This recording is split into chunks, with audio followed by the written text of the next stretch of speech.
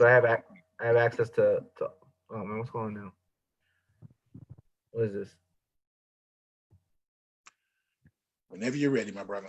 Okay, I think I have to connect it. I think we're connected. Okay, we're live this hour, joined by Kuahmel. He is a poet, a musician, a humorist, a man of words spoken and song. We're very very thrilled to have him this hour. Come on, come on. I want to get to talk to maybe share some of your art, but before we do that, I want to hear your story. How did you get involved in in the world of poetry and music in the kind of the LA circuit? Indeed. Yeah, nah. So coming out of the beats and rhymes, I've been getting down with that. Got into rapping full time in '92. I was 16. Wrote my first rap at 10. Shoot, I read a poem the very next year, kind of like a rap. That was like Langston Hughes, the Negro Mother. It was Langston Hughes, the Negro Mother. I noticed the cadence of it, and I thought, hold up, like this thing's flavor right here. So I spat the thing, pretty much with a rap cadence. And I remember the boys in the class like, "Hi, Negro Mother." But I was like, it's a character. Like I wasn't tripping because I thought it was flavor. So and before any of that, I was a visual artist. Wanted to get into comics and cartoons. Was drawing like crazy. But yeah, like I said, the hip hop captured me. Pete Rock and CL Smooth, Digging in the Crates. Of course, the whole '80s of K-Day, NWA, BDP, Public Enemy, and everything. So I started rapping full time in '92. Broke out the rhyme book.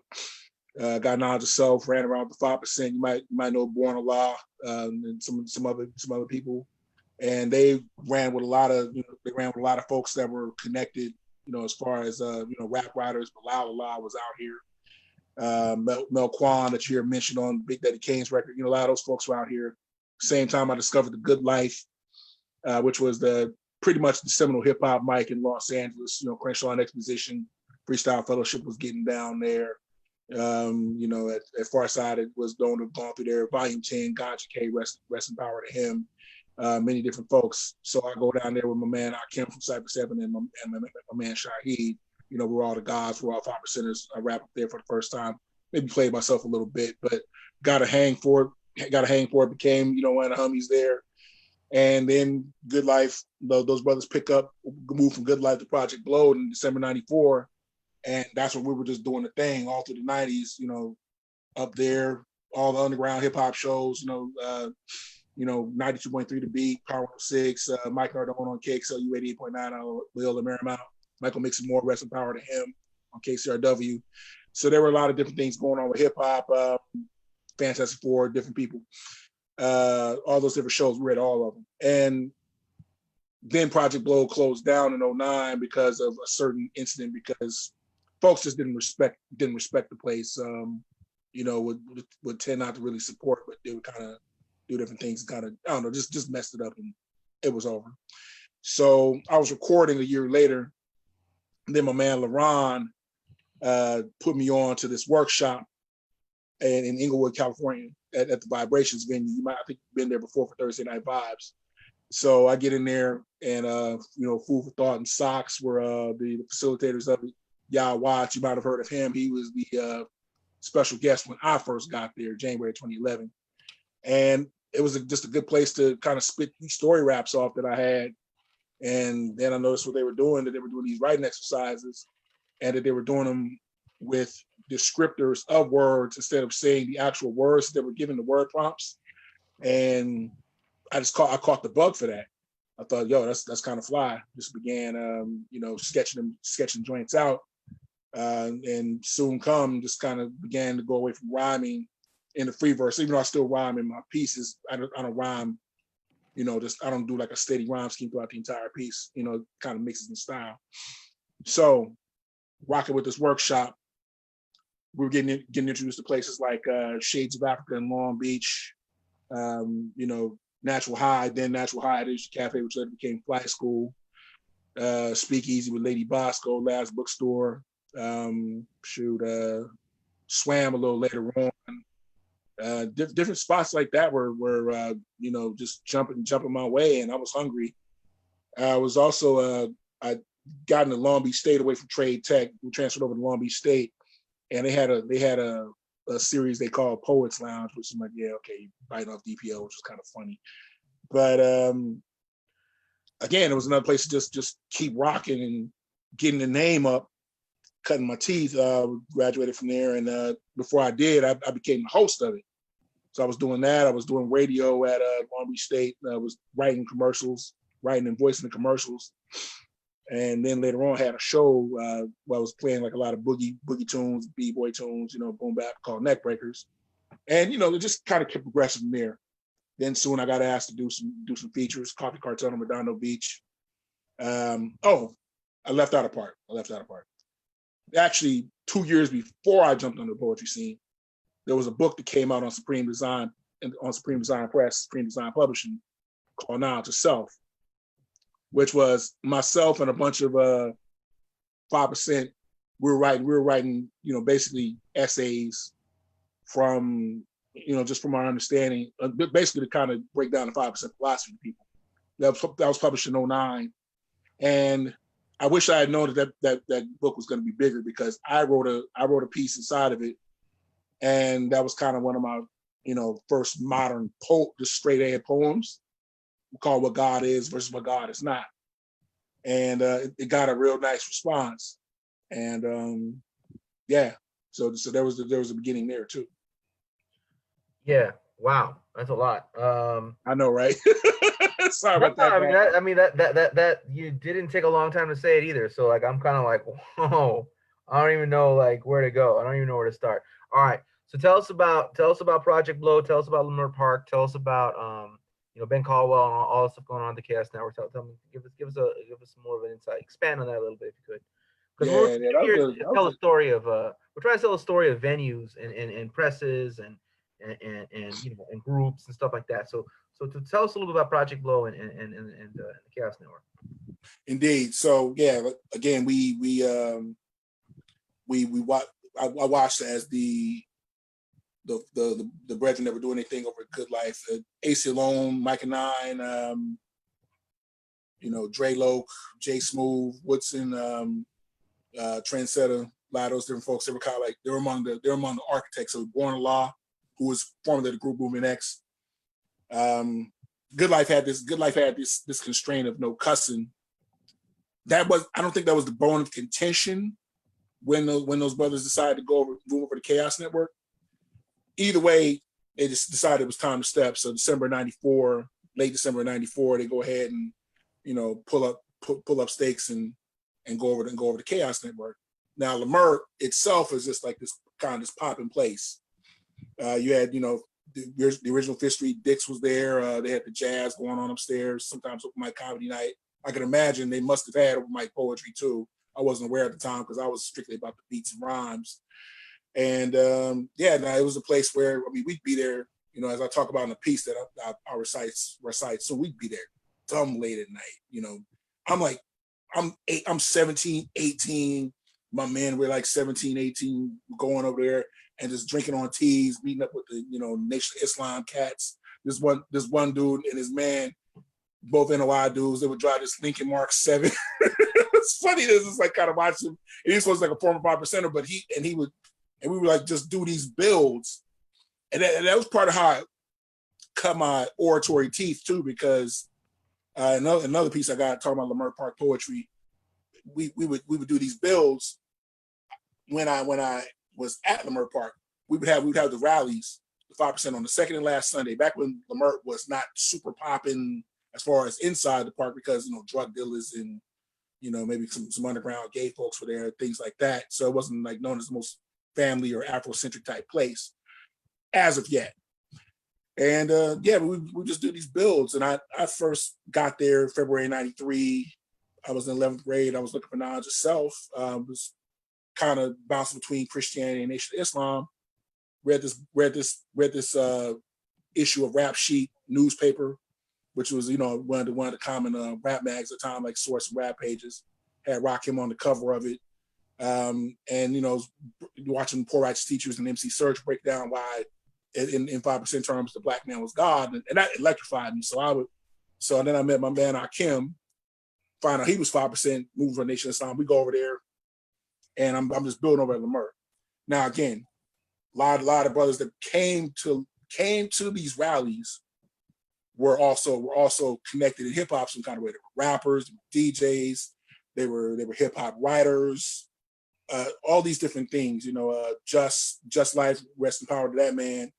He had a group with Shafiq Hussein of Sarah, which was funny also because in my neighborhood, growing up in Gardena, Taz from Sarah Creative Partners, that group, he worked at a record store around my way on Van Ness and El Segundo. So it was just funny that all these different connections were being made.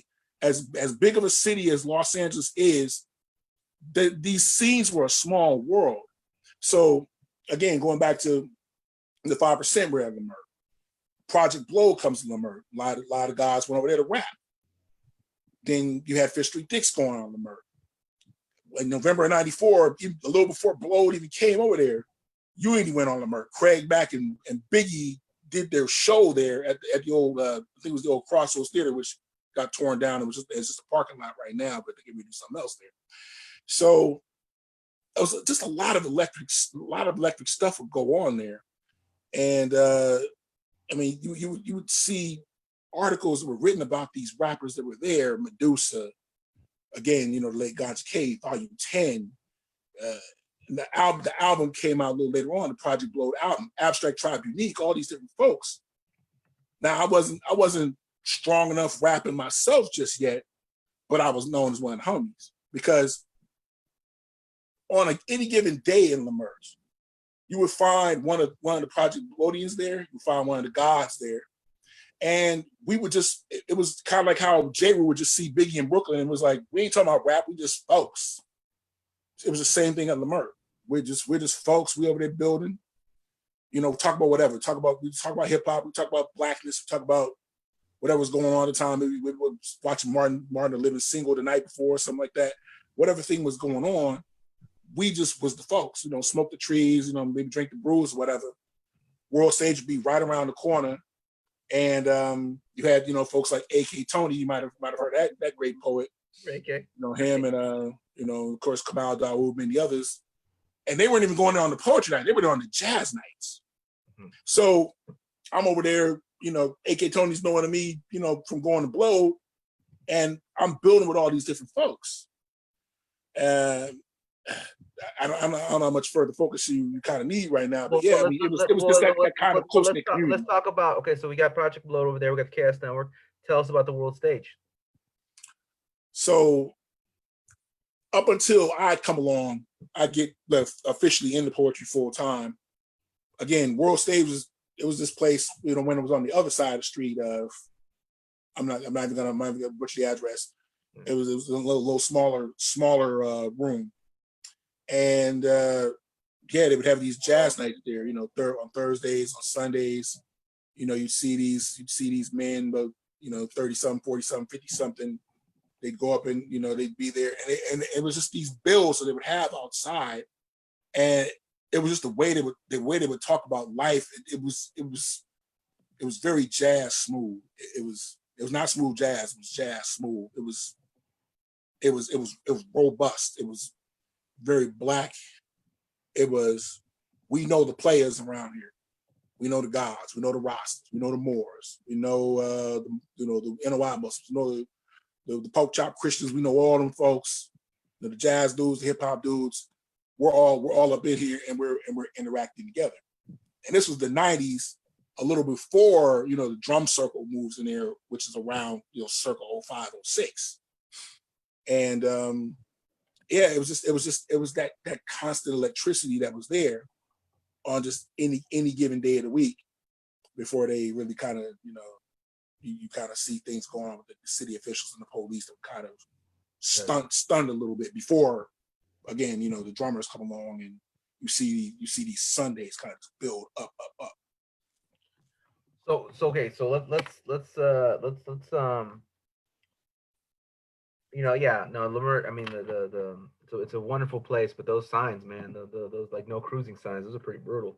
Like, oh my God, don't drive past here. 6 hours. Like, how am I gonna find a parking spot if I can't come back here. And honestly, I think that was like arbitrarily enforced too. Of course, yeah. Let me tell you another thing. As Blow went on, these folks would come from all these other neighborhoods. I lived over in View Park at the time, and so this was like the 20 aughts, and it would drive me nuts. These folks wouldn't be black, and they just come over there. So some were black, some weren't. Some would come over there, and all they want to do is just rap outside, smoke a bunch of trees, whatever. I'm not nothing against drinking and smoking, but they come over there just to kind of do that. Leave their trash and take off. Or cats would come over there to go just tag up everything and take off. Nothing against graffiti, but it's like, hold up. I had to stop a cat one time. I'm like, dog, you don't live over here. Cat's gonna be looking at us crazy. What are you doing? So we, as the folks that were the regulars there and loved this place, took the responsibility for it. And I'm not saying I'm super Leimert Park dude. I'm from Gardena. But again, it was the matter of we knew what this place meant. We knew what the concentration was there. And many of us still kind of know who some of the players around there are. And, there's a thing about the homeless that live over there. There's a thing about the musicians that come around, the businesses that we, have seen come and go, or some of the stuff managed to survive. Shout out to East Hawaiian Books for whatever Inglewood. New one, Hot and Cool Cafe, Sunny Spot back in the aughts. That was another place I was seeing a lot of poets. Met Tuesday Connor there, Poets Jazz House fame. But yeah, it's a colloquial thing, but it's near and dear to many hearts there. Yeah, definitely. Okay, so tell us about moving a little across some geography here. Tell us about Vibrations. All right, so I'm coming there January 2011. Like I said, my man LaRon Ross the Cat, he puts me on to it, and it was like the spot, on Manchester, right between 3rd and 5th Ave, off Van Ness, off Crenshaw, and it was just like this. It was this incense-filled, very nice and dim light. It felt like a nice living room in many ways, but it had these upright, dining room table chairs that many of us came in and sat in, and we get there, and here's how it would go. We'd have this thing called the psychobabble, where we get into a discussion, and we'd kick off all these different things. As Sox would put it, she was like a very capable host of the joint. She would say, look, here's the time we embrace our crazy. Food would say the same thing. So everything we got off, it was another place to get these builds off, to get to really break down all these different issues that we've seen, or whatever we saw on TV, whatever movie we just saw. Wow, that's talked through a very strange voice. We'd make it walk and talk in just our way that we spoke, and people were responding, and we would just have this back and forth dialogue. That would probably go on. It could be half an hour, 45 minutes, an hour. It could be an hour and a half, depending on how lively it got. We would bring because we really love this place. We would bring snacks, or bring, some people would maybe do up whole entrees. We bring some wine. The bless the place. Food for thought a wine guy. So I'd be like, hey, more than happy to go grab some and just bring it to the spot, because it was nothing. We did not mind bringing our vibe to the place, because all those vibes came together to meet. Now, right after the psychobabble, we get up into a 10-minute writing exercise, and initially it would begin with it's 4 words just kind of plucked out of nowhere, and it would be said as a poetess named Reverdia Trammell. Shout out to her. It would be said that, as she would say, basically describe snow to a blind person. Like, okay, you can't say that it's white. You gotta give it some other descriptors. So basically descriptors that weren't the word will remind you of the word.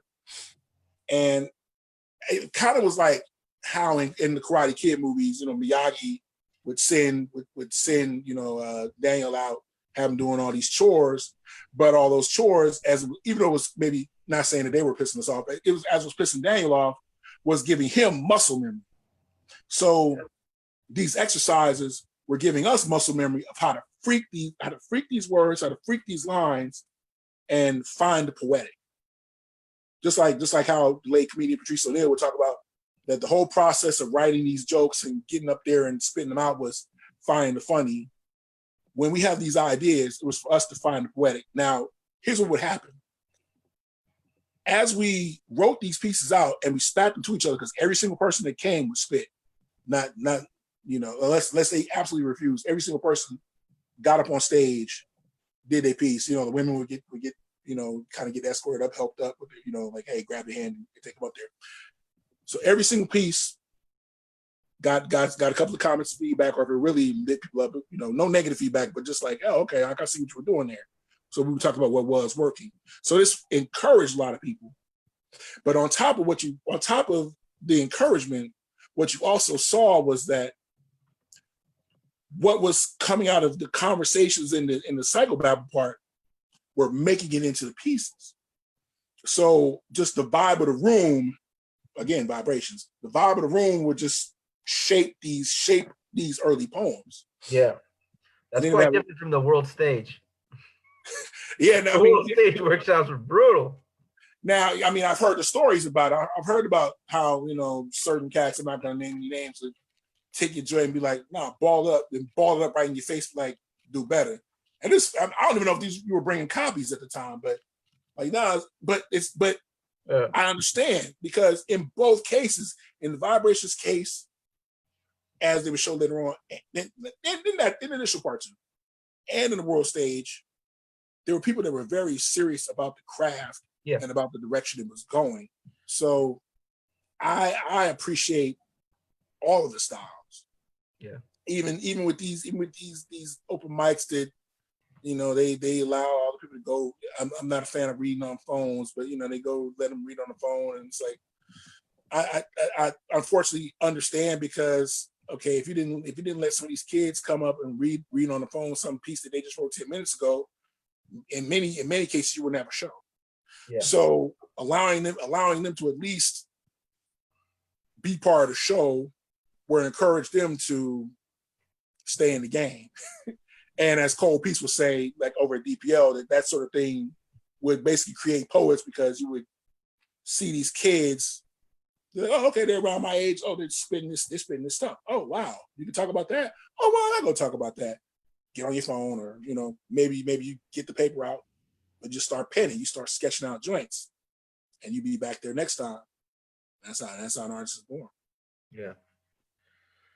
So tell us about Shades of Africa. Shades was one of the first places I was branching out away from vibrations, not leaving vibrations completely, because I was in that workshop. Again, we were home there. We would kick it afterwards, so like about like 4 or 5 years before vibrations closed. So again, I'm gonna talk about another venue, the one we met at, you and I, in a moment. Okay, so Shades, what was that, like, maybe the second or third place after vibrations I had gone to. So I'm losing my voice here. Give me a moment. But was that when? I'm sorry. So you go over in Long Beach. Shades of Africa is this shop where the whole point of it is to sell products that are from the Black diaspora, made by the Black diaspora, made by the African diaspora, including the book Knowledge itself, which is in that store. You can go grab it. Other Supreme Design joints like Hood Health Handbook, stuff like that. So I first go there probably mid 2011, mid late 2011. And if you've been in Long Beach, in the Long Beach neck of the scene, you get those super Long Beach people, or people that like they kind of Long Beach folks kind of like to be there and not really leave Long Beach. So at the time, Shabba Fly was the host, along with my man Impact, who hosted for a number of years. Sundiata was the original host, but I met him. I didn't know he was the original host, so he hosted before my time. But the thing about Shades of Africa was it was a free speech zone. So, at Vibrations, again, it was kind of like Good Life, no cussing, and you were encouraged not to write on phones in the workshop. Poets Jazz House is a little more freer, which also had Vibrations. That was another one of the early branch outs in mid 2011. Now Shades, so you would have these different folks that would come, pretty, as my man Philosophy would say, from Never Speak, Long Beachy, and it was my man Tommy Domino, now also Never Speak. He also before Never Speak came into the Vibrations workshop. Different folks like him, Shy But Fly. She is a blues singer as well as a poetess. Had books published, as well as R&B singer, those different things. She was the queen of Long Beach, working all these spots. But she to this day stayed dedicated to hosting Shades of Africa, making sure it went down. So it was a good weekly spot. It is a good weekly spot, 8 to 10 p.m. on a Saturday night. Here in LA, going down downtown Long Beach. And that was called the Griot Cafe or Griot Cafe, I prefer to pronounce it. Again, free speech zone. You get the cusses off, you could get the girl could get the pissy, I hate my boyfriend piece off. This one woman about 50 something would come in and do this just nasty Millie Jackson bluesy erotica joint. Like, I'm not even gonna go there. I'm 13 right now. But no, I remember that though. I remember Shades. But again, it was this place where, different folks didn't even have to be black to feel like they were home. I feel like they could come flex. And there's this one white guy named Nate. He comes there. He does stuff that's straight off of like going over to some 1950s cruise in Burbank or something.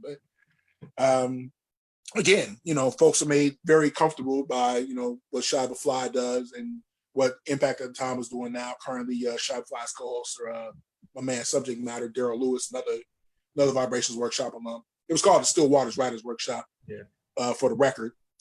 Again, could bring, it's just a beautiful place to come, feel at home, and do your thing. So we're gonna get to, I know what you want to talk about, but before we do that, tell us about SWAM and tell us about what is a spoem. Don't do that, man. Don't do that. You have to ask D Poet about that, man. I'm not gonna give you a serious answer about that. You talk to D Poet. Dennis Deloach, aka D Poet. You talk to him about that. I'll ask about the poems. But yeah, no, SWAM itself, let me tell you. I'm not gonna go there, Matt. All right. As far as SWAM itself, SWAM, SWAAM, spoken word art and music, is another, along with Vibrations at a time before it closed, along with Shades, along with others that are escaping me right now. Because you've been in the game a long time. These functions come and go, so it's hard for you to even keep track of a lot of them. Flight School is another chocolate-ish mic, but yeah, basically what I call it the chocolate mics. The kind of more black oriented, or more mostly black attended type places. But of course, non-black folks are welcome. Again, we'll talk about Natural High Flight School in a moment. But SWAM, kind of like Natural High, had the band, but unlike Natural High / Flight School, it wasn't open band, and it was older, and it is older skewing. You had this locked in band. It's been around 9, coming up on 10 years now. And my man Lorenzo. Is Lorenzo still host? Say it again. Is Lorenzo still hosting? Oh yeah. To this day. Yeah. My man Lorenzo Word. Shout out to him, New Orleans finest. And it was a beautiful place. When it was at Coley's, it was a beautiful place when it was at the venue on Market Street. And it's a beautiful place now where it's at, Cultural Social Club on Crenshaw on 76. And it's maybe a little divey, little juke, little kind of that like Southern juke joint kind of feel. You get the older folks in there, they might kick a little pork chop Christianity for you. A little bit of you know, get a little bit of soul. You know, just like Flight School, the band may play kind of loud. You got to bring it down a little bit, bring it down. At the same time, though, they show super love to dyed in the wool poets, dyed in the wool spoken word artists. And when that feature would come on, you heard a 30-minute blackout. I mean, I've seen some folks come in there and go off.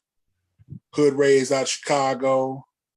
Cat McGill, you know her out of Maryland. You know, of course, lives in Pomona now. So many different folks. Shy herself when she's going out as a feature. Myself, I featured there in 2017, and made a great relationship there because I was able to kind of give kind of point some folks there and be like, yo, this folk right here, yo, what's good? And you would see him just go in there and turn the mother out. Lala DeVille, Astrid, a nice young poetess named Astrid. Tommy Domino, again, out of Vibrations and Shades and Never Speak. Philosophy, I didn't put philosophy on, but again, he would turn it out. Kamari Carter would turn it out. So many, Derek Brown turned it out. Like this twin Skid Row Flown, who I haven't seen in a long time. I hope he's still with us. Was one of my early, big brothers in this game. He would just turn the mother out and do these physical pieces like I think the one he did that one called the 4400, real physical. Yeah. And but again, even though it was no profanity, and there's no profanity, it was a place where you watch someone flex, watch Talam AC go up in there, halfway do some acapella joints, halfway do some convening with the band type joints, and it would work flawlessly. And if you went up in there, had a little chicken and mashed potatoes, got some wine up in your system, and watched these folks get down, you left there like, yo, okay, what do I need to do to get next? How can I be down? That's what it was like. That's what it's like at Swam On, like you said, was. Maybe it's this COVID moment. That's what it was like at Flight School. I just sad they folded the way they did. If I may transition to talk about Flight School, Natural High first. I see Let's do the transition. Okay, tell us about Flight School. Tell us about Natural High. I feel like I'm just a venue whisperer right now. I don't know if people are asking questions right now, but I wrote them down. We'll get to the questions, but like, I'm really interested in getting down these histories. You got all these venues, and like I got you on right now. I got somebody that was actually at all of them. So like, let's other people are gonna want to talk about other shit. So let's talk about these venues. I mean, it's funny, yeah, because I mean, I as much as I love hip hop, I actually do wish I saw the arts in poetry. I even wish I saw the 90s in poetry because I can imagine like DPL's kind of little bubble up start. I'll talk about my what I kind of saw DPL to be in the moment. So Natural High. Get there, probably. I don't know the order anymore because it's all a blur at this point. Again, my man O Smith, he's doing these freestyles.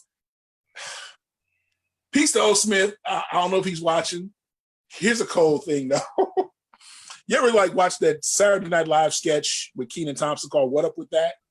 Yeah. And so he's supposed to have these guests on. He's supposed to be doing this talk show, but you could tell with the host, he was more about getting his thing off with his musical numbers. And I'm gonna bring this other fool. This is my homie. I'm gonna bring this other person, this rando I ran into off the street. And we're just gonna do this big old jam, and other people just gonna have to wait for a second.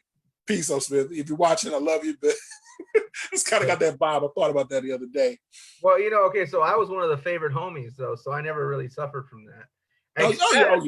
Except I wasn't a favorite homie of Henry. Ooh, I'm gonna leave that alone. And so there was arguments about when I was gonna get on mic, and it was usually a conflict between O and Hank.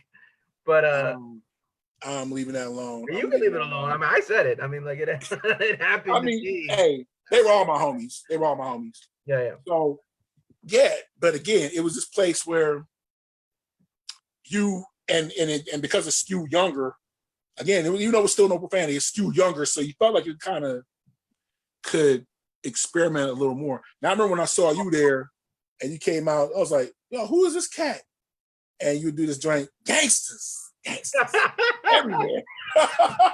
Gangsters And you everywhere. did this breakdown, but it's funny how Flight School was because it kind of was like blowed a little bit, where it was these music oriented people. You know, they maybe smoke their trees, drink the brew, smoke their cigarettes, whatever. Yeah. But again, it was that whole, you had the band there. You might have a DJ there sometimes. You know, rappers would come in, you know, shout out to Semi. Different folks would come in, all these different styles. So you got inspired to figure out what did you want to do, because you have these conversations. You know, Mark Minor was the mainstay of the band. Jesus, Mark Minor. Woo! God I damn. wish Mark Minor had an album out, because that man is with the funky keys, super funky. And I wish that man had an album, because that album would destroy the game in this town and nationwide if it was done properly. Mark, if you're listening, you got to do that. You got to do that album. My man B Smooth, another more soul oriented, but also nasty on the keys. I wish I did some work with him. Excuse me for a second, time out. But yeah, nah, Who was that young Korean cat that the blues cat? I forgot his name. God.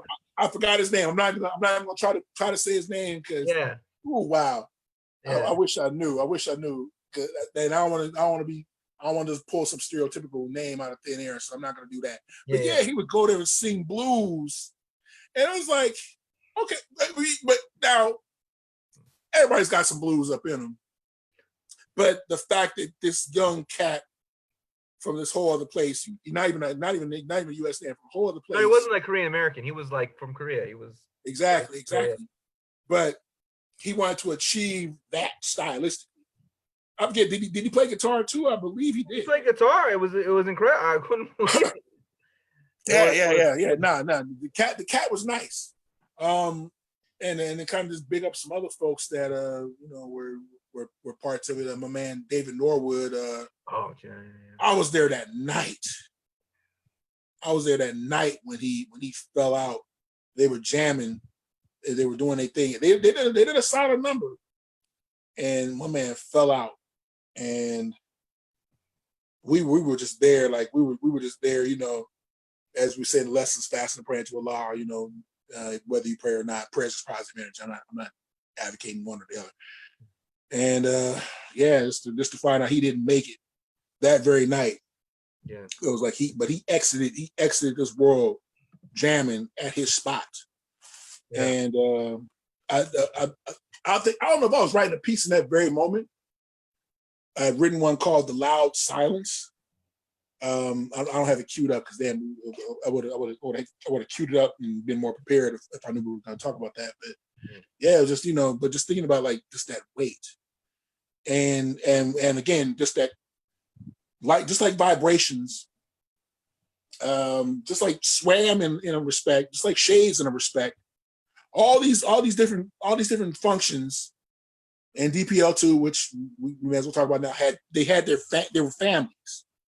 They had their regulars and folks. Just we all just kind of knew each other, and it's like a thing I do want to get into. Like the comedian Buddy Hackett told Jay Moore, just talking to him and just letting it be known, like, look, you know, we stand up comics, you know, we're here as brothers, and for us in Los Angeles in particular, I mean, you know more nationwide because you've seen players, you know, so I trust that you've seen some players. And I watched you talk with Tom going out, so I know what's up. But it's that same vibe of we're brothers in this, we're sisters in this. You know, never mind the coronavirus kitschy slogan. We actually are in this together. We are part of the bubble up of this craft. We're the folks making the history right now. And I don't think that should be lost on anybody. It's meant to be talked about. And when I do these pieces, this city is meant to be talked about. You know, you got all these like these songs about New York and how great New York is and stuff like that. But this LA thing here, there's so many nooks and crannies to it that folks do not understand. They do not understand what Leimert Park is like. They don't understand what Inglewood is like. I mean, they may hear some things on some G-Funk records or whatever, but you know, the history of these places like Boyle Heights and Echo Park, Silver Lake, you know, Gardena itself, where I'm at.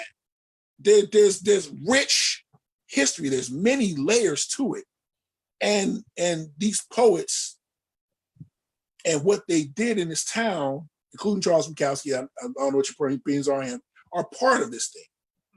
Mm-hmm. To even get into that, like Vibrations and World Stage. I mean, you know, Food for Thought talks about this all the time.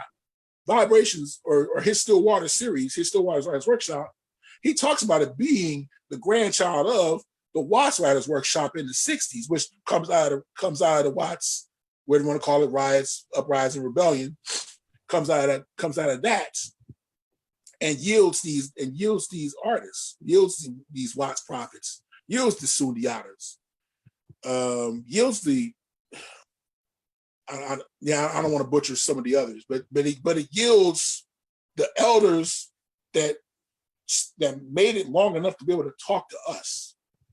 I mean, we're able to be able to speak to Father Amdi Hamilton, or speak to Odo Solomon when he's around, or Richard Dito, rest in power to him. That's a great thing if you think about what you're doing and who you're rocking on the shoulders of. That's something very powerful. And these men, they were making these crazy records, and including with them and Last Poets and Gil, you know, to even just listen back to We Almost Lost Detroit, and you know, the subject was, I'm not going to say the word FA, you know, I'm not going to say that word, and to see what experimentation they were doing that led to us and Blowed again. You know, I mean, these are folks that they may not have known they were pioneers of hip hop until hip hop comes along, and these things were direct or indirect influences on these styles you were seeing kicked on wax and on the stage and in the page. That shouldn't be lost on anybody watching right now. No, definitely. No, that's what the whole project's about. Trying to chronicle these venues. And, you know, I'm trying to come out. I'm real venues, presses, collectives. You know what I'm saying? Just like orgs. You know, whatever they are, whether they're still around or not, to like get some of those histories, you know, on tape about like what they were. You know, and the people that surrounded them. Can you tell us a little bit more about? So tell us a little more about those. But tell us what more was like. You know, expand a little bit upon what was it like at flight school to play with the band and like and you know, drop in and out, and how that would. What was it like as a performer? Again, like Swam, you know, the band maybe play kind of loud sometimes, and I'd be like, you know, take it down a little, take it down a notch, like especially like if the drummer in particular, because if the drummer is like in your ear and you know smacking real hard, that can throw you off a bit, and it takes a little while to kind of, because you got to be able to tune into yourself as well. So myself, I would usually hope that they would play softer. Excuse me here. I found it very relieving to be able to take more musical numbers there, as well as these flat free verse, what I consider flat free verse pieces, as well as like these rap tunes, and be able to do them all. You could an artist could go there and convene with the band, and you know maybe they kind of break their phone out or break their Walkman out or whatever, and like, okay, can you play this for me? Or a because again, flight school / National High before somebody went and took the name and took it away, made it flight school. Was open band. We're not gonna get into Yeah. that. We're not gonna get so there's fights I'm willing to pick and fights I'm not willing to pick. So we're not gonna get into all that. I just talk. Shoot, they come see me. I mean, you know, as I told all the Bill and Derek Brown, I'm like, y'all don't want to. Y'all, I talk a little trash. I'm not a nice guy. Okay, sometimes I am, but there's things I've seen. I'm like, okay, there's a perspective to talking about all this stuff. And to get in there, you just be a guitarist. You walk in like, yo, I want to jam. Pull your guitar out, plug up, start rocking.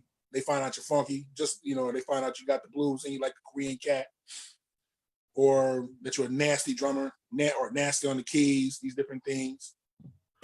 And the homie that played bass, and he was also like into politics and. I don't know that guy. Say it again. You think he was Jewish, right? Bruce. Yeah, so it's Bruce. But no, it was another cat. I don't know if he was on bass or just another guitar. That cat out of New Zealand.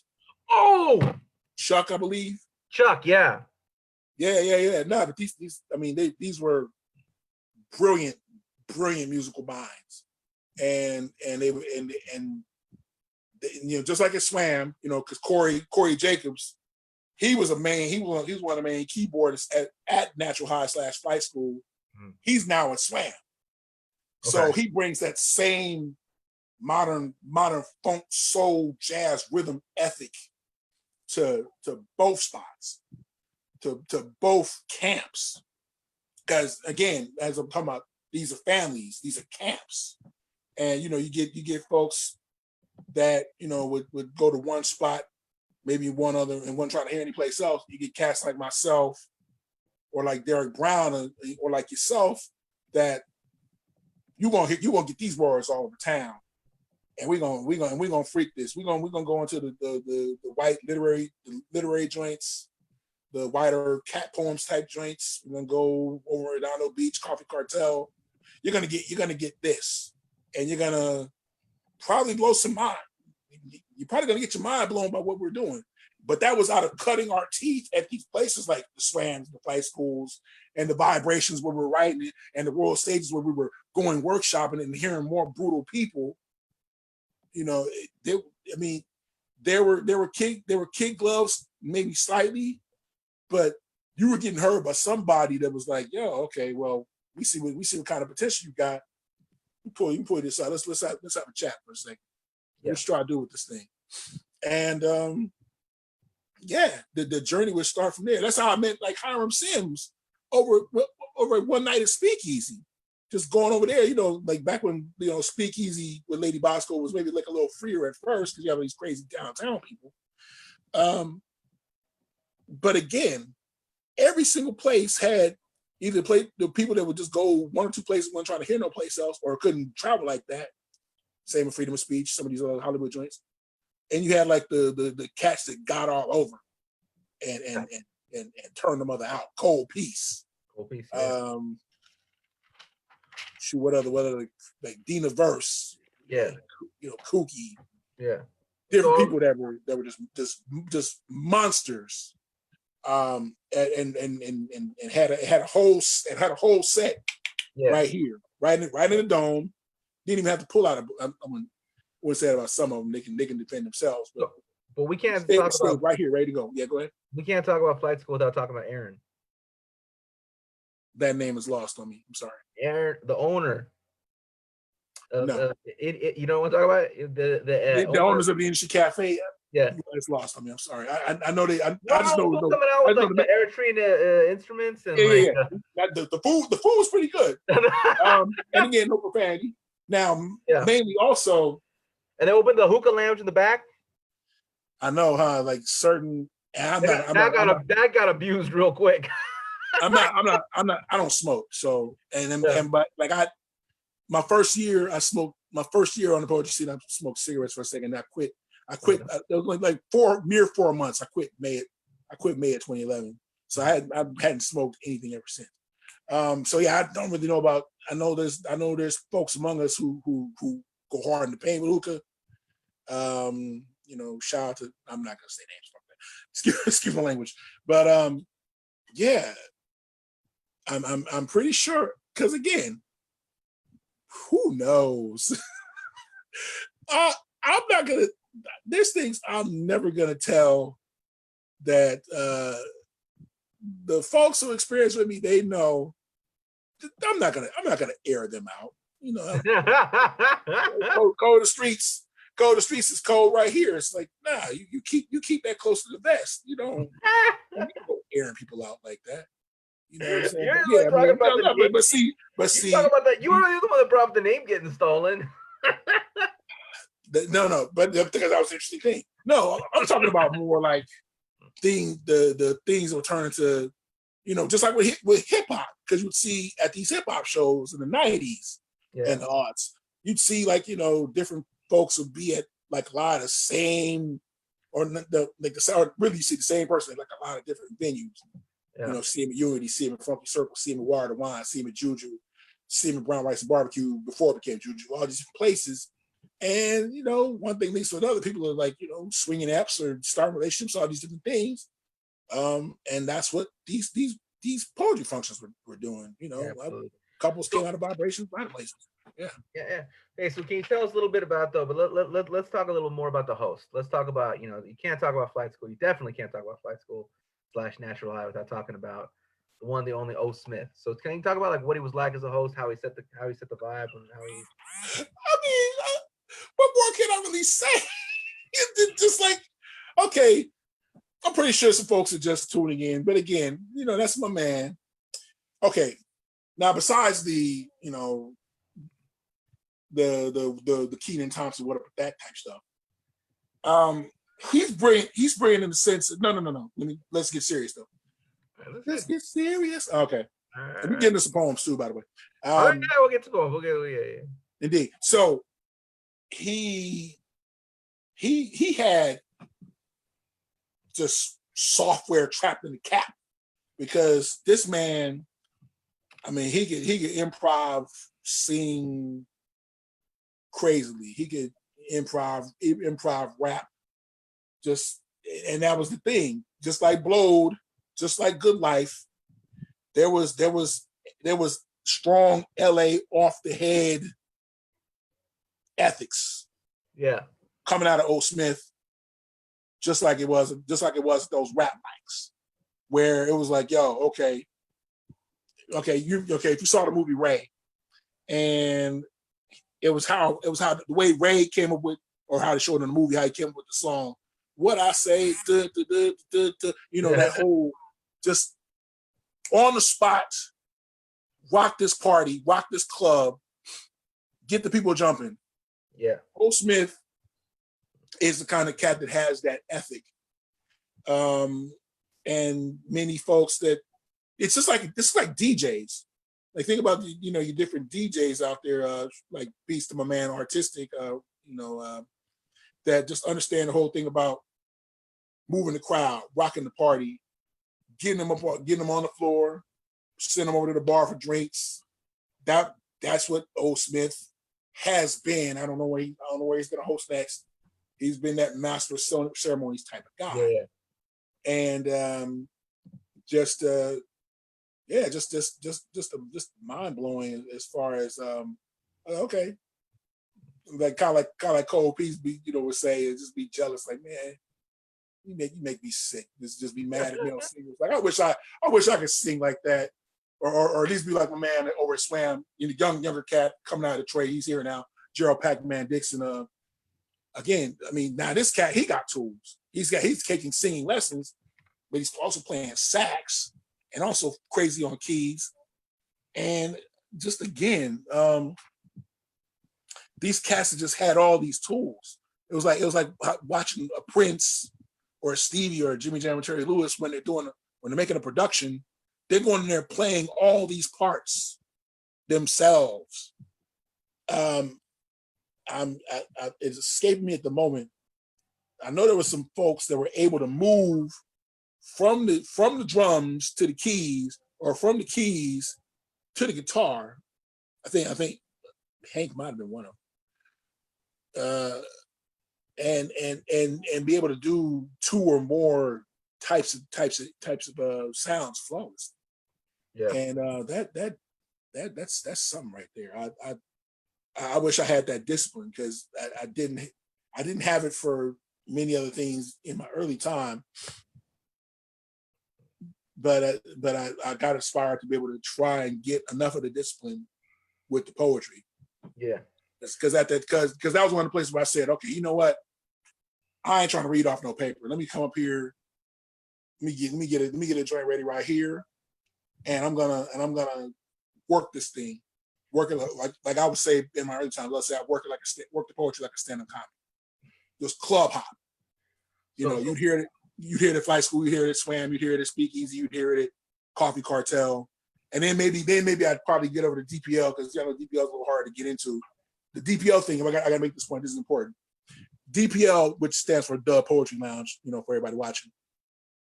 To me, and I know folks will go there and just throw out joints and roll 10 minutes ago, but for me, DPL, I equivalent. That's not a word.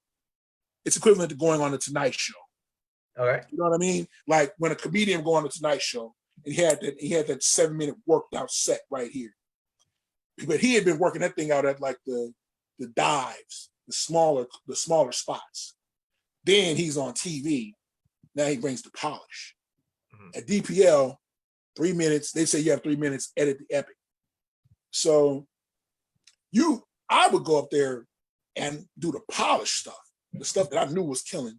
And I did one that even though it was polished, kind of got me in trouble with a certain contingent.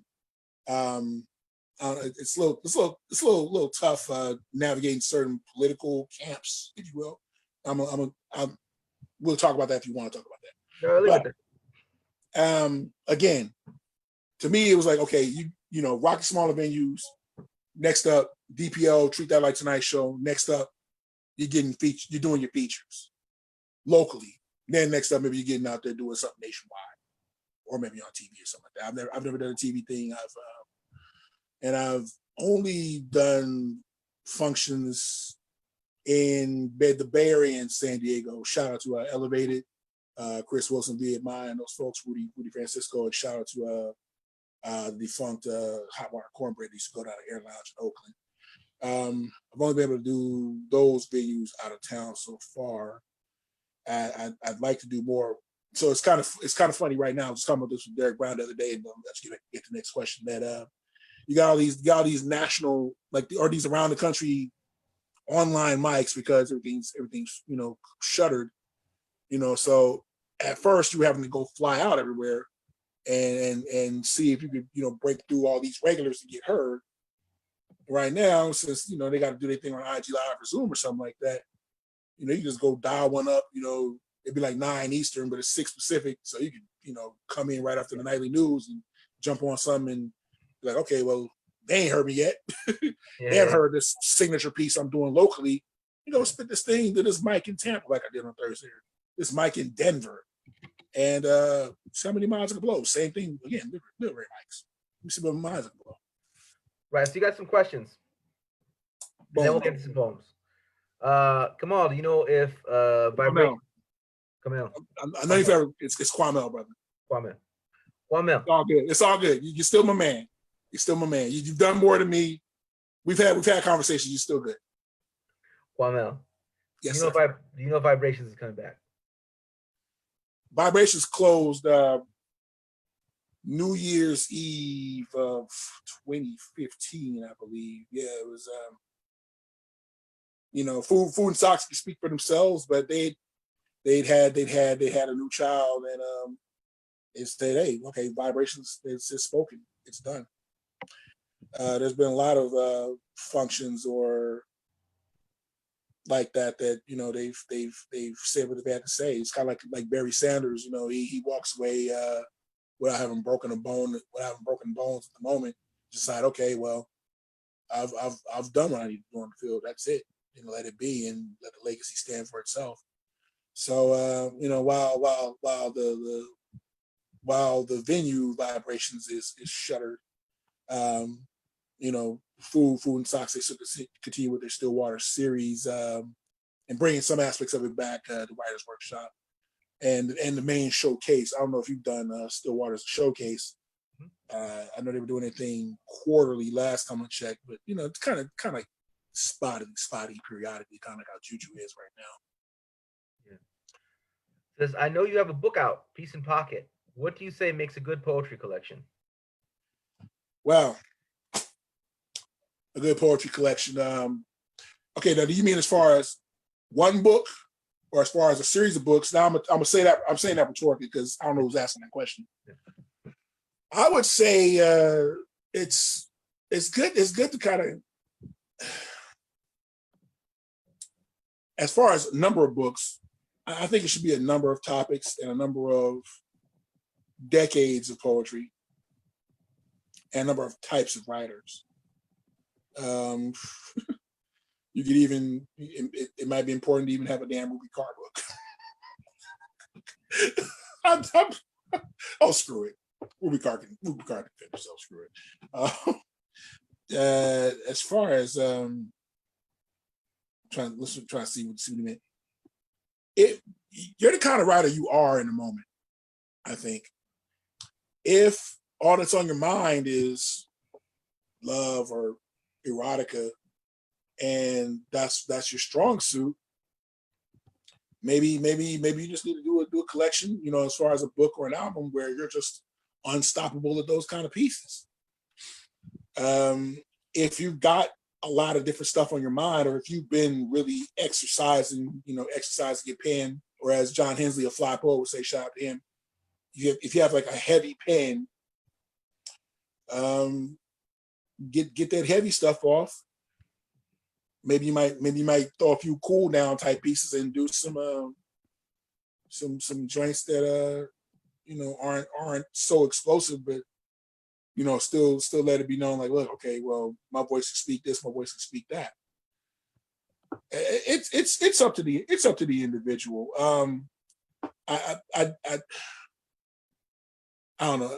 I feel not that I would get in trouble, but I feel like there's a lot of people out there that are just, in my opinion, kind of wiping their ass with books. Like folks kind of just putting books out. I'm like, are you really ready yet, though? Not saying I was ready which Piece of the Pocket is my third book that I was in. But it's important to really, I'd say, go to a few workshops at least. Get that collection up in you. Go to a few workshops. Collect a few different styles of how somebody teaches it. Collect how Food and Socks teaches it. Collect how Brendan Constantine teaches it. Collect how Peggy Dobreer teaches it. Collect how the folks at World Stage teach it. Collect them critiques. Collect how Hiram Sims teaches it, or whoever's out there around the country. Do those different types of rights and have an open mind of what you're gonna sketch out. Don't limit yourself and say, oh, I can only do this and I ain't trying to hear anything else. Because it's like, did you really grow? You know what I mean? Yeah. And also collect venues that you attend. See these different places. See how your one style fits in the flight schools, the coffee cartels, the lamp lights, the hot water cornbreads, the busboys, poets, the Nuyorican. See how that one style fits in all these places. Yeah. Collect that, and you probably, chances are, we'll start writing little stuff, and we'll start looking at some other experiences in your life or some other things that have been on your mind and say, you know what? Maybe I want to try and process that instead. You start to figure out what your actual philosophy, your actual worldview really is. It may not be that thing you want to write. It may be that thing you need to write. That's a lot of people talk about. Yeah. So can you tell us, can you share some poems? Yes, indeed. So I drank water just in time. Because, oh boy, it's going to be some mad burnout. Let's go in. So I like to talk about Los Angeles a lot in my work. Now this one is on the album, Call It an Album, which is on my Bandcamp, kuahmel.bandcamp.com, KUHMEL. And so this one's called Los Angeles Black. Check it out. Little history for you. Some think we're little more than a big rat race, full of smoggy air, gangbanging, and earthquakes. People just don't understand my feelings for this place. It's my heart, y'all. Always puts a grin on my face. It was there when the chicks weren't, there when the money wasn't. Now, those who feel me know there's memories by the dozens. It dates back to when the 110 was just the 11. Simpler times they were, that much more pleasant. And it wasn't even all about your level of clout. The gas would get put away because the honeys were out in full force. You would get busy one time with a dime and have your peace for the rest of the week. You'd be on the Shaw all weekend long, chilling with freaks. You would roll them up mad deep in the Chevy Caprice, or your Regal, or your Caddy, or your Lincoln, or your SS. And you would never leave the house without being the best dressed. The latest kicks of the season to match with your shirt. You would comb your hair, brush your teeth, and it was time to do work because there was a whole lot to do. To the soundtrack of KACE or Q102. All right was how all felt, and some was the medicine, almost some grub from that fat burger off Jefferson. This is just a taste of the city I've seen, and there's one small slice of the Black American dream. You had the high school campus top 10 on K-Day. That was the past, and the future will be better. The Watts Festival and the street scene downtown. That was the past, and the future will be better. It was K-Dub, nothing but trouble. All those tagging crews. That was the past, and the future will be better. All the swap meets in Vermont before the riots burned them all down. That was the past. So you see, these are memories of my city. Now let me reframe them for your enjoyment. The days of more character and less unemployment. Just breathe it all in and smell that potpourri from back when the MTA was the RTD. Back when them dudes from Juju gave you brown rice and barbecue. They ain't serving the liquor, but they sure wasn't starving you as you were rocking out an old warehouse like Unity. It was a loving with your close folks, the whole community. Same as the day Mandela came out to the Coliseum. It was the hottest damn ticket in town. You had to see him. Tone Loc and Def Jeff had rocked the same stage. It was the best memory since Fox Hills Mall had the arcade. It was the Black family reunion all over again. Oh yes, I'm taking it back on this night, my friend. Like them Fila sweaters that were matched with the Kango hats. Better yet, living in LA shirts with the dog on it. You could buy a cup of Joe before you were caught yawning. Up at Fifth Street Dix until 4 in the morning. Old men were going hard on some checks, clocks and all. Enjoy the scenery, so lovely that tears could fall. The good life, African marketplace, Mavericks flat, total experience. What made you love me in black? You see, the point of all this is to expand your understanding because I love black people and I love Los Angeles. The end. All right. And share another one, if you can, please, sir. Let's see for the playbook. What about one from? Okay. Do you have books? Do you have books for sale right now? Available? Go on worldstagepress.org and look up the product Peace in the Pocket. Worldstagepress, all one word, .org. Can we hear one from the collection? All right. So we're gonna let's see here. One I like to talk about. Okay, I got that one too. But let's see if I can want to call this one up too. Is it ready to go? I don't know. And okay, we'll go here. Let's talk about this. This is called To the Hungry, the Jobless. To tell the hungry men and women of America, they are losers. They are bad persons. They are not allowed to improve their situation is a heinous judgment. A supreme crime as shady as the days of the Duvaliers in Haiti. To the jobless of America, allow your will to be tempered, not broken. Feel confidence in your ability to add on. Let your mind be inspired out of retirement because you are somebody. You are a franchise. You're untapped talent like no other. You will not be denied. The haves are not zebra-striped referees of the humanity of the have-nots. Your day to expand is here. Your time to win is now. To the Americans struggling on the path to an honest living, you are more relevant than the job search taking 6 months or the unemployment benefits maxing out in 99 weeks. Or student loan and credit card debt exceeding $10,000. You are not just a number. I will, with these words, ease your slumber. All job seekers across the spectrum, from ex-offender to military veteran, you ain't just a pass laid on resumes and applications. You are a stakeholder in the future of this nation. Never let these judges without robes tell you otherwise. The end. Okay. Power in those words. All right. So, Kuahmel, where can we find a World Press Stage? We'll drop the links below. Any words of advice, the wisdom that you have to give to all the young hungry artists out there? Okay. Okay. I think you were asking for the World Stage Press again.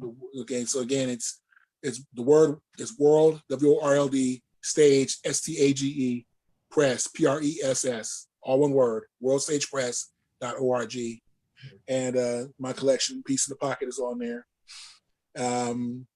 And also on Supreme Design Publishing, you can find Knowledge of Self, which has my piece, what God is versus what God is not. Okay, now I didn't catch the last part. You said I got a little bit of it. You said what's my advice for the youngsters out there? I would say, I mean, besides of course read other poets, not just poets your age, though those are important too.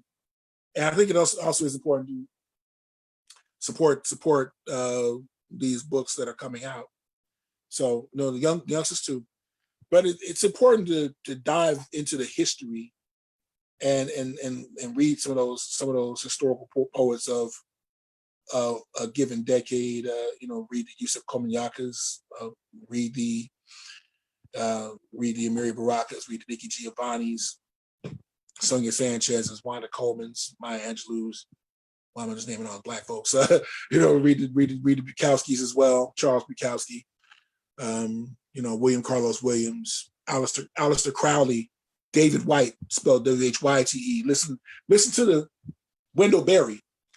Listen also, as we have to talk about, listen for what they quote. Listen for what they give as advice. Because, okay, so David White in Great Mind, Wild Heart talks about how a poem gives you an edge, not just as a poet, but as a listener, as a reader. Something a poem says is giving you an edge on the next person that never heard it, and it's giving you one to grow on.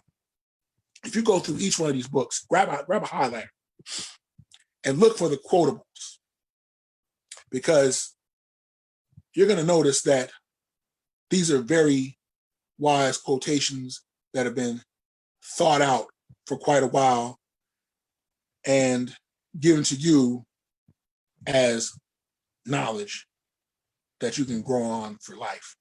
These folks are not poets or artists. Poets are intellectuals. They're not just people on an emo roller coaster. They're not just victims of a thing that are getting things off their chest. I understand the catharsis thing, that's valuable too. But this is an intellectual craft. This is a very artistic craft. And as I asked you when you were talking with Tongo, you can get influence from many places. As you talked about with looking at movie dialogue or songs or political figures, whether you agree with them or not. Think about this for a second. Ronald Reagan. There's the thing about Reagan. Reagan is, I'm a progressive, but between times in office when he, wasn't busy trying to enact whatever policy or trying to get money or whatever thing, all he had time to do was sit down, have his ass a seat, and think and write. So understand that's what you're also doing with your pieces. You're working out your worldview.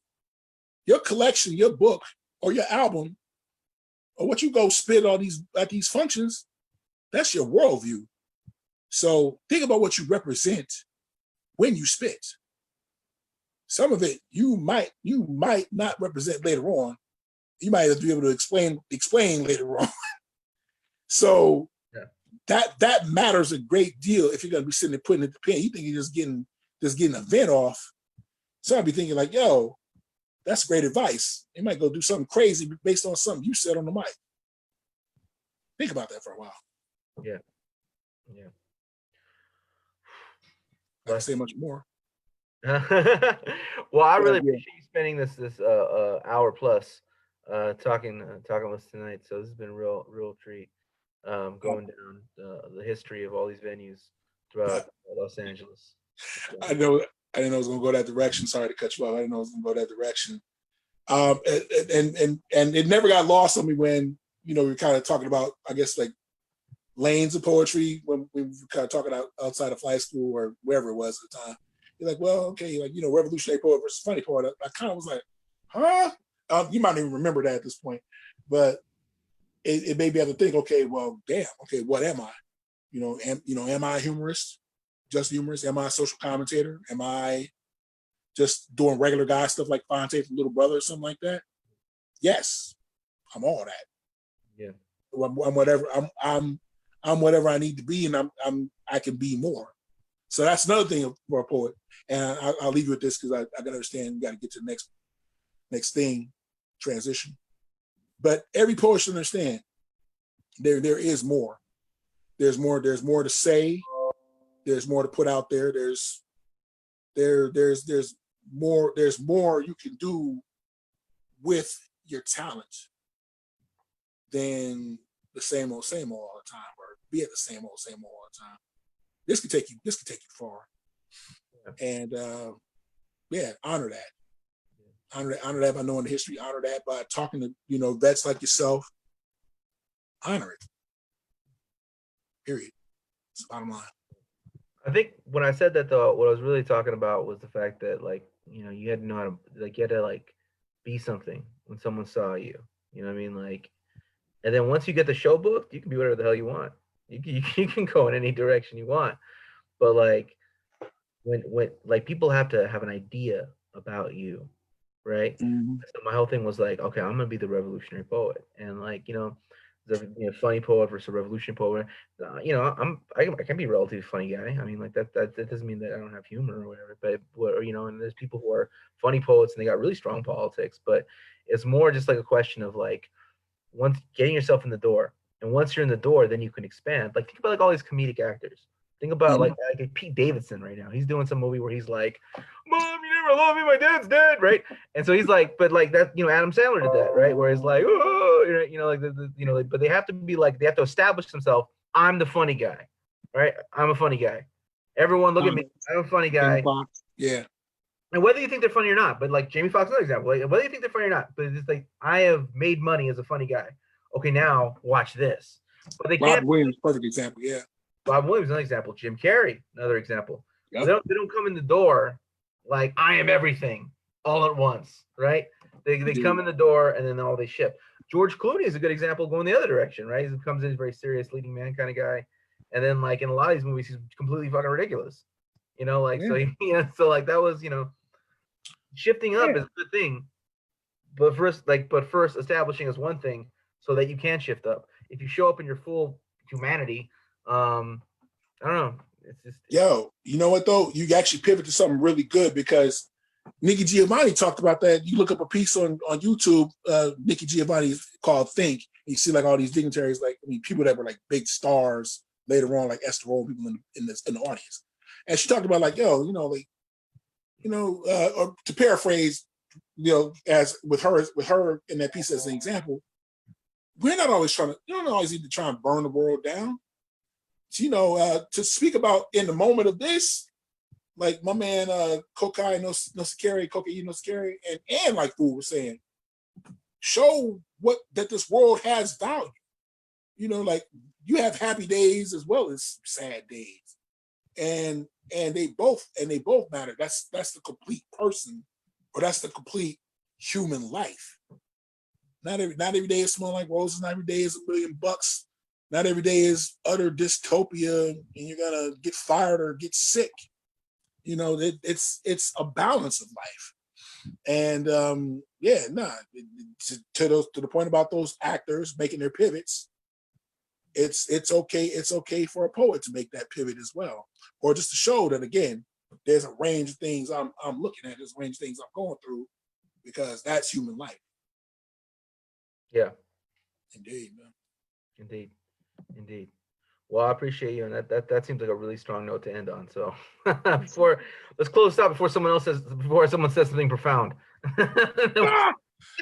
Boy. Or feelings get hurt.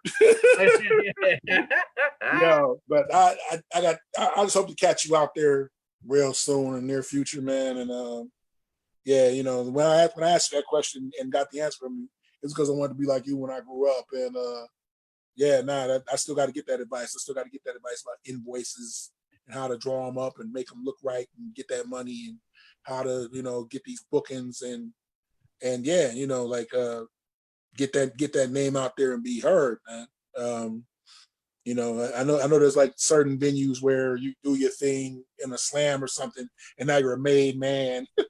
I won't say much more because we already said we ain't gonna hurt no feelings. But there's many avenues to get to more and to say more. Yeah. And I want to have that chat real soon, man. Well, the real way to make money is through colleges, and the way to get booked at colleges is to be a thing, whatever that thing may be that thing, be something that when it comes to desk, they can recognize it, right? So for me, that's like the revolutionary poet, the best political poet in America, the poet laureate of struggle. They see that, they know that this guy's gonna come in here. It's gonna be like a political speech. It's gonna be very fiery, and that's what I want on my campus. So they know exactly that's what it is, right? If you can be funny, be funny. If you now once you get there, you can do all kinds of things. You can do all kinds of things once you get there. But the idea is you got to get in. And so to get in, it's a question of marketing. For marketing, it has to be really, really sharp and clear that I'm not bringing poetry in. I'm bringing revolutionary stuff in. I'm bringing revolution in. And it's through the vehicle of poetry. I'm not bringing poetry in. I'm bringing life and laughter in, and it's through the vehicle of poetry. I'm not bringing poetry in. I'm bringing LA history in, and it's through the vehicle of poetry. I'm not bringing poetry in. I'm bringing, you know what I'm saying? I'm bringing in a week of welcome, and that's brought in through poetry. I'm not bringing poetry in. I'm bringing healing in, and that's coming through the vehicle of poetry. So that's the way you gotta think. Indeed, and as I've also heard, it also matters to have something to your point, to also have something teachable in a class setting, to be able to go to, say, University of Denver, for instance, and be able to bang out a solid, strong workshop that will have people walking out there like, yo, I done got these brand new skills from this man coming here. In addition to this entertaining hour of spitting on this theater stage. Here's the thing: most universities are much more interested, unless they have a pre-booked event, in bringing in a workshop. They are not interested in creating an event for you to do a performance. They're not interested in that. They're interested in bringing you into performances if they already have something. Like for instance, I was at University of Denver doing, or the University of University of Denver Metropolitan or something, doing the Lalo Delgado Festival. And so I didn't do a workshop, I just did a performance. But that was because the Lalo Delgado Festival is a ongoing thing, and I was the headliner, right? So that's something that someone will come bring you. For the most part, they want performances, maybe, but they definitely want workshops. So workshops, develop your workshops, and develop what kind of workshop this is. And it can't just be like it's a poetry workshop, it's going to improve your poetry.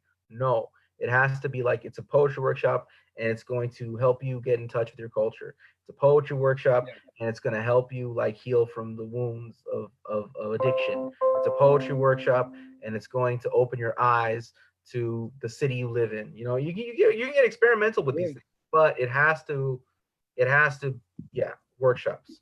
Even something that even it's a poetry workshop that'll help you get far in business. Word to say, Crew Andrews. Exactly. You can do that too. I mean, you can do that too. I mean, hey, like figure out how to like get STEM in there, man. If you can figure out how to get STEM in there, you'll be making more money than me in a really fast period of time. You get like STEM and like teaching science and mathematics through spoken word. Holy crap! I haven't seen anyone, but no, it's in the back of my mind. There's a physicist I want to work with, but like I still haven't figured out how to do it yet. I'm always thinking about things, but like that's. Now if we can get black and brown folks up inside of both STEM and in business in those schools and just saturate that place. Could you imagine just how the mother would get turned out when they come up out of there later on? Like why let the Asians house that up? Yeah. And that's the point with the poets too. Don't let other people house it up. You got the rumors in there for you. It's not a zero-sum game. It's not a zero-sum game. That bread, it's on the table. That degree is on the table. That master's, PhD, all that stuff's on the table. Go get it. It's there. It's there for us. Yeah. But yeah, I don't want to go too much further because I knew this would happen. All right. Thank you so much. Thank you so much for joining. Thank you so much, and it's been great. Let's definitely talk soon. Indeed. Yeah, get at me, man.